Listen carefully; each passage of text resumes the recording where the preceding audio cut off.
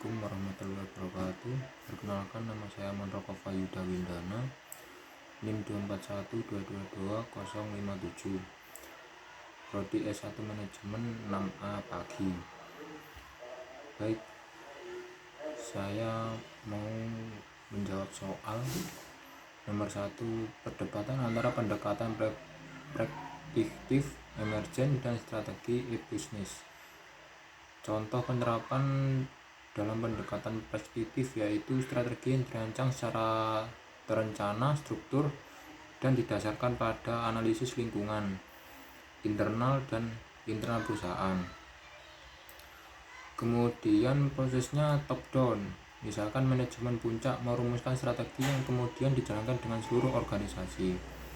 Kemudian cocok untuk perusahaan dengan struktur organisasi stabil dan lingkungan bisnis yang relatif diprediktif.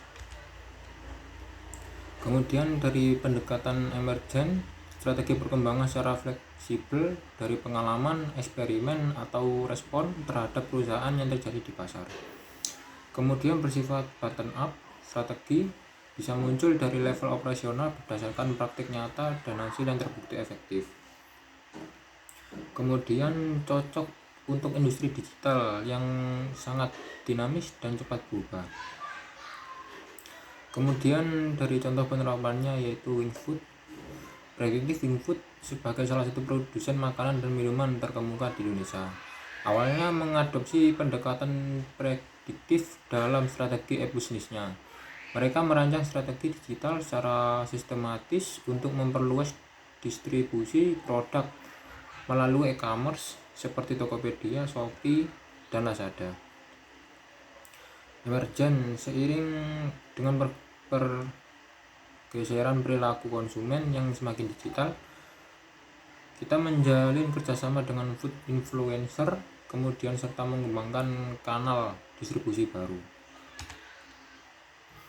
Kemudian dari dampak terhadap daya saing digital yaitu pendekatan positif, menyiapkan kehadiran digital yang kuat dan mengintegrasi kanal distribusi online secara sistematis. Ini mendukung konsistensi merek, efisiensi operasional dalam rantai pasok digital. Kemudian kombinasi keduanya meningkatkan agility dan resiliensi, memperkuat daya saing digital yaitu Tokopedia, Shopee, dan TikTok. Kemudian soal nomor 2 yaitu perusahaan retail ingin meningkatkan efisiensi pengiriman ke konsumen dengan cara proses SCM yang dapat ditingkatkan melalui dengan teknologi seperti manajemen inventory, kemudian pengelolaan gudang, kemudian distribusi logistik. Dari teknologi digital dan manfaatnya yaitu untuk internet yaitu IoT, sensor di gudang kendaraan, pengiriman, dan melacak posisi barang saat dikirim, kemudian kondisi produk dan status pengiriman. Manfaatnya untuk meningkatkan visibilitas dan kontrol rantai pasok secara real time. Kemudian artificial intelligence atau AI untuk role optimasi, menghitung rute tercepat dan paling efisiensi terhadap lalu lintas, lokasi pelanggan, dan waktu tempuh. Manfaatnya untuk mengurangi biaya logistik dan mempercepat pengiriman.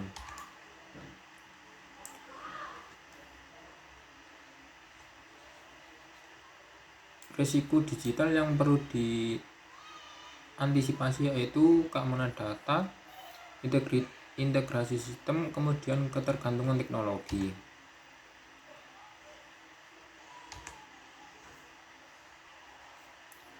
Soal yang ketiga yaitu menentukan jenis procurement yang sesuai, kemudian langkah-langkah awal implementasi, dan jelaskan 2 tantangan dan strategi cara mengatasinya. Yang pertama yaitu jenis procurement yang sesuai, e-katalog dan ordering untuk pembelian barang. E-katalog yang pertama yaitu merupakan sistem katalog elektronik yang berisi daftar barang dan jasa dari berbagai penyedia yang telah disetujui. Kemudian ordering adalah proses pemesanan barang atau jasa secara elektronik melalui sistem procurement setelah memilih dari e-katalog. Kemudian langkah awal implementasi yaitu analisis kebutuhan dari proses pengadaan saat ini, mengidentifikasi jenis barang atau jasa yang sering dibeli atau proses manual yang masih digunakan. Kemudian pilih platform yang procurement, menentukan apakah menggunakan platform pihak ketiga atau sistem mandiri atau bekerja sama dengan penyedia seperti e-katalog pemerintah. Kemudian ketiga yaitu pendaftaran dan verifikasi vendor, mengundang dan memverifikasi vendor yang sesuai untuk bergabung dalam sistem. Dua tantangan strategi dan cara mengatasinya. Yang pertama yaitu tantangan kurangnya kesiapan SDM dalam menggunakan sistem digital. Kemudian strateginya yaitu melakukan pelatihan rutin dan menyediakan panduan penggunaan yang mudah dipahami. Kemudian tantangannya yaitu keterbatasan integrasi dalam sistem keuangan atau administrasi lainnya. Yang terakhir yaitu strategi yaitu pilih platform yang mendukung integrasi atau bekerja sama dengan tim IT untuk menyesuaikan sistem dengan kebutuhan internal. Kemudian soal selanjutnya yaitu contoh bagaimana bullshit effect bisa menjadi rantai pasok digital. Sebutkan dua solusi digital yang dapat mengurangi dampak dari bullshit effect. Efek bullshit yaitu wing food terjadi akibat peningkatan permintaan sementara untuk mie instan dan e-commerce secara promosi. Retailer memesan lebih banyak ke distribusi yang kemudian memihak pada pemesan pabrik yang juga memesan bahan baku dalam jumlah besar. Hal ini menyebabkan overstock di seluruh rantai pasok dan peningkatan biaya logistik. Contohnya yaitu permintaan kecil terhadap produk mie instan dan di e-commerce karena ada promosi besar-besaran. Retailer melihat lonjakan ini dan langsung memesan stok lebih banyak ke distributor. Dan distributor mengira permintaan akan terus menaik sehingga mereka menaikkan pesanan ke pabrik tersebut dengan pemesanan lebih besar lagi. Pabrik akhirnya kemudian memesan bahan baku dalam jumlah yang banyak ke supplier, padahal lonjakan permintaan tadi hanyalah sementara. Akibatnya terjadi overstock di seluruh rantai pasok dan biaya logistik peningkatan.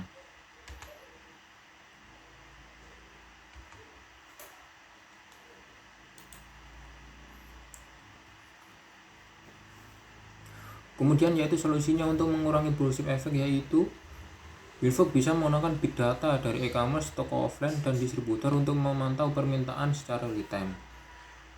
Dengan data akurat sesuai perubahan permintaan bisa langsung terdeteksi sehingga keputusan produk dan pengadaan lebih tepat.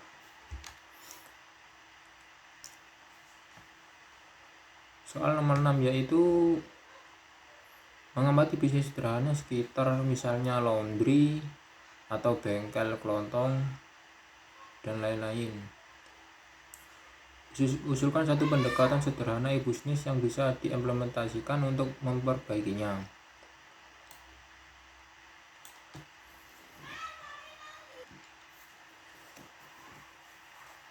Perusahaan yang merupakan sebuah mantas sederhana ini contohnya adalah nasi padang. Nasi padang ini menggunakan data bisnis. Dengan pembelian nasi padang mencatat manual pembelian, mesin pembeliannya yaitu masih manual, pembayaran juga manual. Deskripsinya proses dalam dilakukan di antara lain yaitu pelanggan datang langsung ke toko atau ke lokasi. Kemudian pemesanan pengurangannya yaitu tidak ada sistem pemesanan jauh atau online. Memesan makanan secara langsung yaitu customer datang dan dilayani langsung oleh penjual. Pembelian lauk apa saja dia dilayani. Kemudian pembayaran tunai, tidak ada pemilihan cashless atau QRIS ataupun wallet. Kemudian mencatat stok manual menggunakan buku tulis, rentan salah hitung dan lupa harga naik turun bahan. Usulan dari saya yaitu bisa menambahkan yaitu situs pemesanan online via WhatsApp bisnis dan Google Chrome. Kemudian warung ini membuat nomor WhatsApp khusus untuk menerima pesanan. Kemudian pelanggan ini isi formulir atau mengisi pemesanan yang akan dibeli, yang mau dibeli kemudian dan siap diantarkan. Kemudian digitalisasinya yaitu kasir, stock point atau point of sale atau pos system. Kemudian menggunakan aplikasi sistem kasir seperti Mokapos, Orosela atau kasir pintar. Setiap transaksi langsung tercatat dan stok berkurang otomatis. Lalu pemilik bisa melihat laporan penjualan harian atau mingguan dari HP.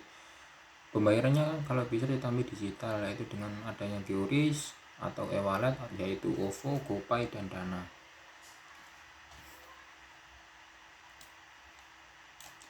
Sekian dari wawancara hari ini, yaitu terima kasih. Wassalamualaikum warahmatullahi wabarakatuh.